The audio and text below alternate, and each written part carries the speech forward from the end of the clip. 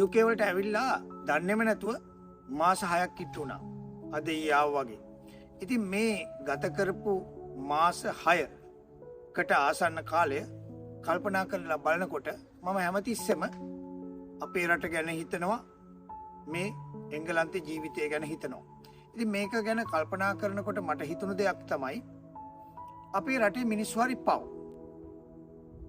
නොදැනුවත්කම එහෙම නැත්නම් යමක් ගැන අත්දැකීමක් නැතිකම නිසා, තමන්ගේ කටයුතු හරියට කළමනාකරණය කරගන්න බැරි නිසා, නීතිය රීතිය හරියට ක්‍රියාත්මක වෙන්නේ නැති නිසා, නීතිය රීතිය ගැන හරි අවබෝධයක් නැති නිසා පුදුමාකාර දුප්පත් ලෙස, පුදුමාකාර කටුක ලෙස තමයි ජීවත් වෙනවා පේන්නේ.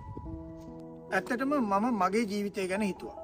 බොහොම දුප්පත්, බොහොම අසීරු, අමාරු විදිහට උසස් පෙළ කරලා විශ්වවිද්‍යාලයට ගිහිල්ලා උපාධිය සම්පූර්ණ කරලා මම වාසනාවකට එහෙම නැත්නම් අහම්බයක් ලෙස මගේ ජීවිතේ කළමනාකරණය කරගන්න පුළුවන් වුණු නිසා අද මම යම් තැනකට ඇවිල්ලා තියෙනවා.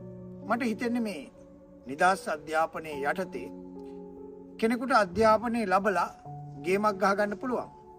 නමුත් ප්‍රශ්නේ තියෙන්නේ අදටත් අපේ තරුණ තරුණියන් මේ අධ්‍යාපනය වගේ දේවල් ගැන හිතන්නේ නැතුව, කාලයේ වටිනාකම ගැන හිතන්නේ නැතුව, මුදල් වල වටිනාකම ගැන හිතන්නේ නැතුව කරන වැඩ කටයුතු වලින්, එහෙමත් නැත්නම් තමන්ට තමන්ව පාලනය කරගන්න බැරි හේතුව නිසා තමන්ගේ ජීවිතය අසාර්ථක වෙන බව, එහෙම නැත්නම් දිලිඳු බවට පත්වෙන බව, තමන් වගේම තමන්ගේ ඊළඟ පරම්පරාවත් අන්ත අසරණ තත්ත්වයට පත්වෙන බව තමයි මට දැනෙන්නේ, මට හැඟෙන්නේ.